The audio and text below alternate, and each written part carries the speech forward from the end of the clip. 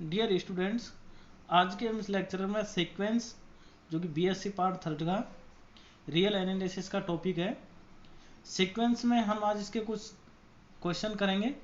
सबसे पहले इसमें कुछ लिमिट हैं, उनको मैं इसमें लिख रहा हूँ आपको कि limit n tends to infinity 1 + 1 upon n की power n equal to E, limit n tends to infinity n की power 1 upon n equal to 1, limit n tends to infinity r की power n equal to 0 when mod of r less than 1 r belongs to r, limit n tends to infinity r की power 1 upon n equal to 0 when r greater than 0 और r belongs to r।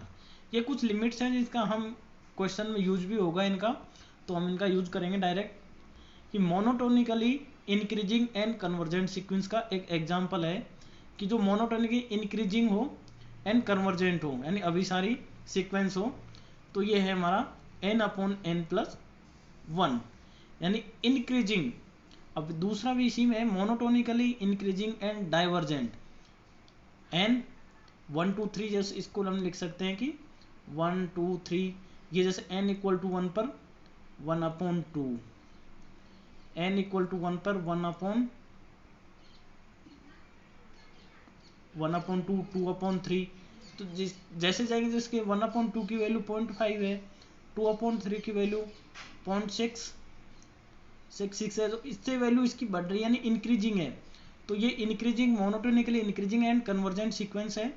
Similarly ये monotonically increasing है but divergent है। Decreasing and convergent, ये decreasing है 1 upon n, 1 upon जैसे 1 n equal to 1 पर 1, 1 upon 2, 1 upon 3 and so n। और ये monotony in decreasing and divergent ये है -n।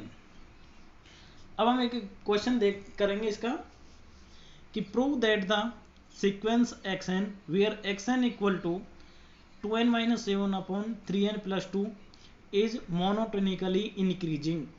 Number second bounded and its limit is 2/3। हमें इस क्वेश्चन के 3 पार्ट निकालने हैं। तो सबसे पहला पार्ट है कि ये सिद्ध करना है कि मोनोटोनिकली इंक्रीजिंग है। जो हमारे पास जो xn है, xn इक्वल टू है 2n - 7 upon 3n + 2। Monotonically increasing prove करने के लिए तो xn हमें दो वैल्यू चाहिए, जैसे x1 और x2 दो वैल्यू हो तो उनका हम अंतर देखते हैं कि क्या मान आता है। इन जनरली हमारे पास xn की वैल्यू है, तो इससे नेक्स्ट स्टेप यानी xn + 1 निकाल लेते हैं। यानी इस इक्वेशन इस जो है हमारे पास में xn की वैल्यू में n की जगह n + 1 रखते हैं, तो हमारे पास xn + 1 आता है। n की जगह n + 1 2 into n + 1 - 7 upon 3n + 1 + 2 equal to 2n - 5 upon 3n + 5। अब हमारे पास आया xn + 1 - xn, क्योंकि हम इनका डिफरेंस निकालेंगे। तो 2n - 5 upon 3n + 5 minus 2n - 7 upon 3n + 2, इसकी वैल्यू निकालेंगे हम और इसको सिंप्लीफिकेशन करेंगे आगे। तो ये आता है हमारा 25 अपॉन 3n + 5 इंटू 3n + 2। तो ये हम वैल्यूज देखते हैं कि xn + 1 - xn ग्रेटर देन 0, क्योंकि पॉजिटिव वैल्यू है, 0 से बड़ी है, अर्थात xn + 1 ग्रेटर देन xn, कि xn + 1 की वैल्यू xn से ज़्यादा है। तो xn is monotonically increasing sequence. अब substituting value n equal to 1 2 3 in xn में रखते हैं, तो हम x1 और x2 x3 वैल्यू निकालते हैं। तो xn इक्वल टू जो हमारा था 2n - 7 अपॉन 3n + 2, तो n इक्वल टू 1 पर x1 निकालेंगे 2 - 7 अपॉन 3 + 2, तो -1 आया। इसके बाद n इक्वल टू 2 रखा है इसमें, तो -3/8। सिमिलरली n इक्वल टू 3 रखा, तो x3 इक्वल टू -1 अपॉन 11, और x4 रखते हैं तो 1 अपॉन 4। अब जो जो वैल्यू रखते गए हम इसमें, तो सिंस -1 लेस देन xn की value greater than equal to 1 -1 for each n belongs to n। अब xn equal to 2n - 7 upon 3n + 2, यदि हमको इसको डिवाइड करें इससे, जो 2n - 7 अपॉन 3n + 2 है, इसको यदि डिवाइड करें 2n minus 7 upon 3n plus 2 को, तो हमारी ये टर्म आती है 1 minus n plus 9 upon 3n plus 2। यदि इसको हम डिवाइड यहाँ भी कर सकते हैं ऐसे 2n minus upon 3n plus 2, तो 1 पे डिवाइड जाएगी, जो यहाँ पर बचेगा हमारा n प्लस 9, और इसको हम माइनस में ये जो से माइनस ये करेंगे, इसमें बचने के बाद 1 minus n plus 9 upon 3n plus 2, इसकी वैल्यू हमेशा 1 से छोटी आएगी, क्योंकि 1 minus n plus 9 upon 3n plus 2, तो xn की value less than 1 for is n belongs to n, क्योंकि जो हमने डिवाइड किया इसको तो 1 माइनस 1 से लेस हो रहा है, तो इसकी वैल्यू xn की वैल्यू आएंगी तो 1 से छोटी आएंगी। अब हमारे पास में है कि हमको प्रूव करना है सेकंड पार्ट कि xn इज बाउंडेड।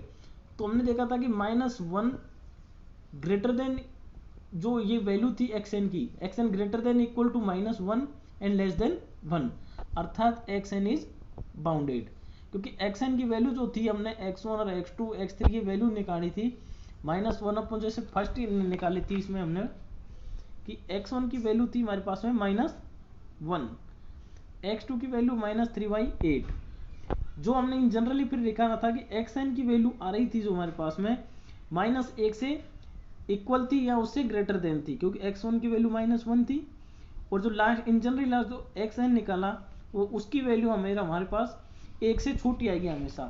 तो xn की value greater than equal to -1 and less than 1, तो xn इज बाउंडेड। अब xn बाउंडेड आ गया, मोनोटोनिकली इंक्रीजिंग भी आ गया।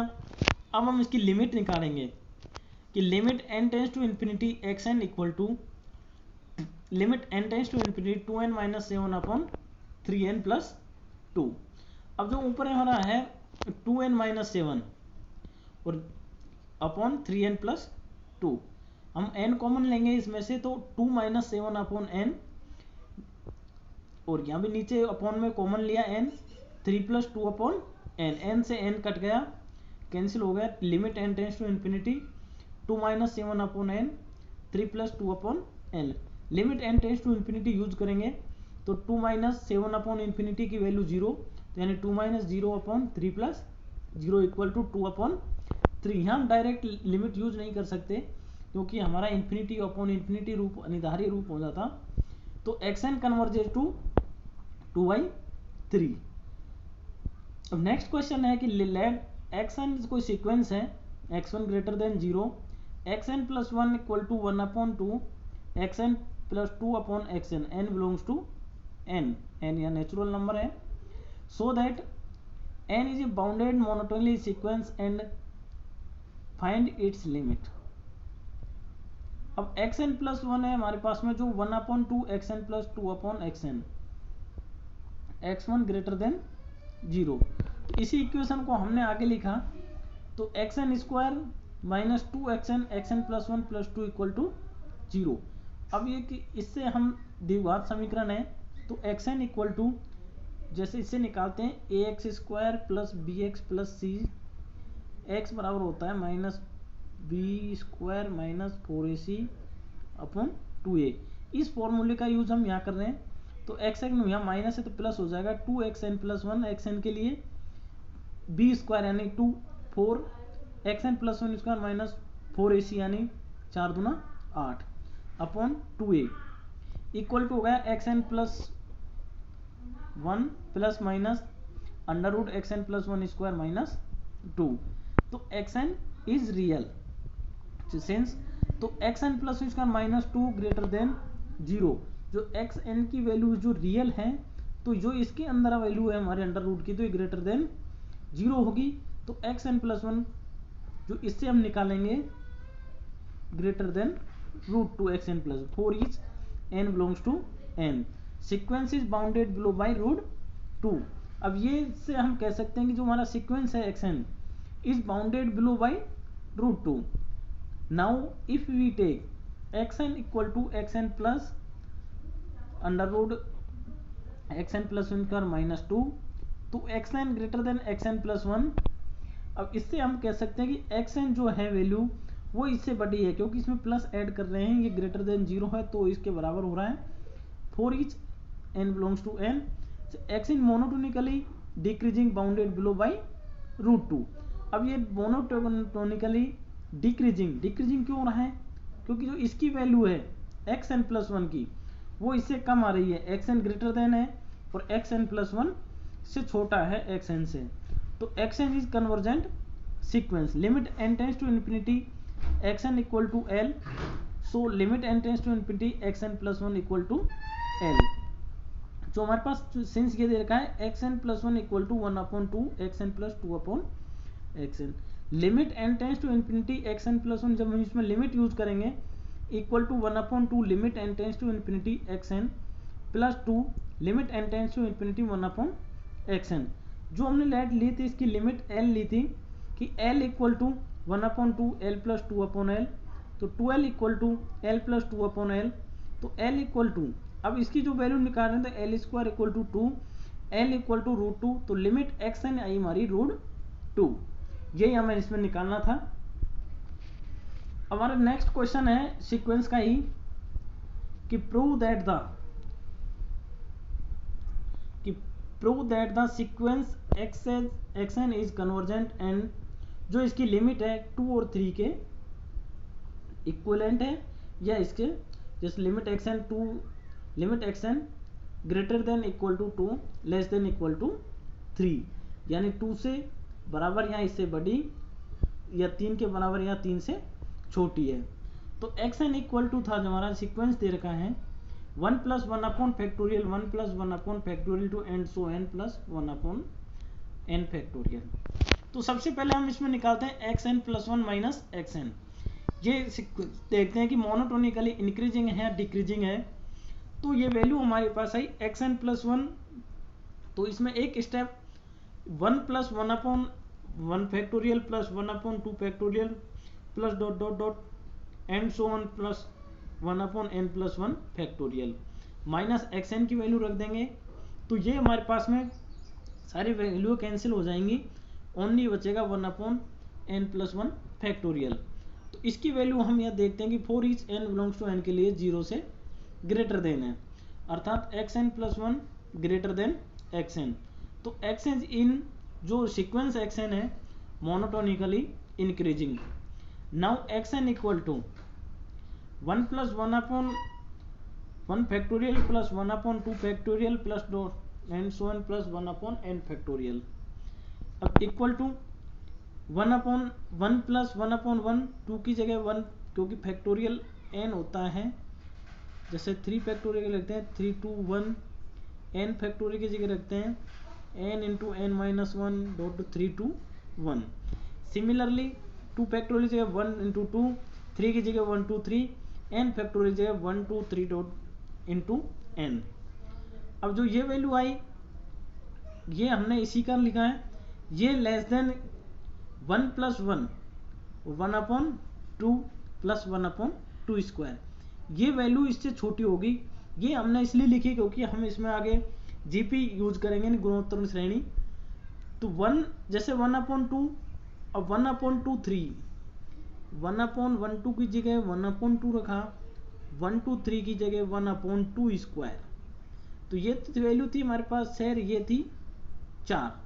अब ये वैल्यू बड़ी होगी 1/4 वाली 1/6 से बड़ी है, तो ये इससे छोटी हो जाएगी, तो यानी लेस देन 1 + 1/2 स्क्वायर। अब ये n यहाँ आ जाएगा 1/2n-1, क्योंकि n टर्म्स हैं तो n में से एक कम, यहाँ 3 थे 1 2 3, तो एक कम 2 3 - 1, सिमिलरली 3n-1, यहाँ हमारे पास 2 - 1 तो 1 हो जाता, प्लस 1 प्लस। अब जो ये श्रेणी इसमें यूज कर रहे हैं हम गुणोत्तर 1 - 1, यहाँ जो सार्वअंतर है हमारा 1/2 है, तो 1 - r की पावर n/1 - r, तो 1 + 2, क्योंकि ये 1 - 2 1/2 हो गया, 2 ऊपर आ गया हमारा, 1 - 1/2n equal to 1 + 2 - 1/2n - 1 equal to 2 और 1 3 - 1/2n - 1। अब जो xn की वैल्यू आई हमारे पास में 3 - 1/2n - 1, अर्थात एक्स एन यहाँ लेस देन था कि less than 3 minus 1 upon 2 n minus 1 less than 3 4 each n belongs to n. X n converges to least upper bound which is 3. जो लीस्ट ये हमारे पास में है 3, तो limit n tends to infinity x n less than equal to 3. Since x n equal to 1 plus 1 upon 1 factorial plus 1 upon 2 factorial ये greater than equal to 2 4 each n. जो इसकी वैल्यू है वो हमेशा, क्योंकि इसकी वैल्यू तो 1 है, तो ये वैल्यू इससे हमेशा 2 से या बराबर या इससे बड़ा आएगा एक्स एन की वैल्यू. तो x n equal to 1 upon 1 factorial equal to 2. तो limit n tends to infinity x n greater than equal to 2. तो इससे हम कह सकते हैं कि जो लिमिट एक्स एन आई 2 और 3 के इक्वल या 2 से बड़ी या 3 से छोटी, तो इनको लिख सकते हैं हम दोनों इक्वेशनों से, इस इक्वेशन और इस इक्वेशन की सहायता से, कि लिमिट एक्स एन है greater than equal to 2 and less than equal to 3. 3 तो इससे आई और 2 वाली नेक्स्ट स्टेप से आई. अब हमारे पास एक क्वेश्चन है, नेक्स्ट क्वेश्चन है, a sequence x n is defined कि x n equal to n square plus 1 upon 2 n square plus 5 then find. जो ये क्वेश्चन दे रखा है कि एक्स एन दे रखा है n square plus 1 upon 2 n square plus 5 then find number of limit x n equal to 1 upon 2. अब x n minus 1 upon 2 जो लिमिट है इसकी जो 1 अपॉन 2 निकालनी है, तो इसके लिए हम एक्स एन माइनस 1 अपॉन 2 लेके चलते हैं कि सिंस, क्योंकि यहाँ लिमिट एक्स एन की सच दैट ये कह रहा है कि limit x n equal to 1 upon 5 upon को निकालना है कि limit x n equal to 1 upon 2. तो since x n minus 1 upon 2 mod equal to x n की वैल्यू रख देंगे n square plus 1 upon 2 n square plus 5 minus 1 upon 2 equal to mod 2 n square plus 2, हमने इसमें LCM लिया दोनों का, 2 into 2 n square plus 5, तो ये स्टेप आ जाएगा. इसके बाद नेक्स्ट स्टेप आएगा हमारा इसका equal to minus 3 upon 4 n square plus 10 equal to mod में हटाने के बाद 3 अपॉन 4 एन स्क्वायर प्लस 10. अब epsilon greater than 0 such that x n minus 1 upon 2 less than epsilon 4 is n greater than n 0. जो find करना था n 0 such that limit x n equal to 1 upon 2 के लिए कि epsilon एक बहुत छोटी राशि है, 0 से बड़ी है, पॉजिटिव, कि such that x n minus 1 upon 2 less than epsilon 4 is n greater than n 0. This implies जो ये वैल्यू आई हमारे पास में 3 अपॉन 4 एन स्क्वायर प्लस 10, क्योंकि एक्स एन वाली थी एक्स एन माइनस 1 अपॉन 2, तो less than epsilon. This implies 3 upon epsilon less than 4 n square plus 10, तो 3 upon epsilon minus 10 less than 4 n square. तो एन स्क्वायर ग्रेटर देन, इससे हम लिख रहे हैं कि n square greater than 3 upon 4 epsilon minus 10 upon 4. This implies n greater than under root 3 upon 4 epsilon minus 10 upon 4 if n0 a natural number such that n0 greater then, जो हमने n0 number find करना था कि natural number की such that n0 greater than root under root 3 upon 4 epsilon minus 5 upon 2. Then जो अब ये हमने क्वेश्चन में दे रखा था कि सिद्ध करना था कि एक्स एन के लिए फाइंड n0 सच दैट, तो ये n0 की वैल्यू लिखते हैं कि if n0 is a natural number such that n0 greater then, जो n0 था हमारा कि 3 अपॉन 4 एप्सिलॉन माइनस 5 अपॉन 2, कि 5 अपॉन 2 ये, then x n minus 1 upon 2 less than epsilon 4 is n greater than n0, limit x n equal to 1 upon 2. Thanks.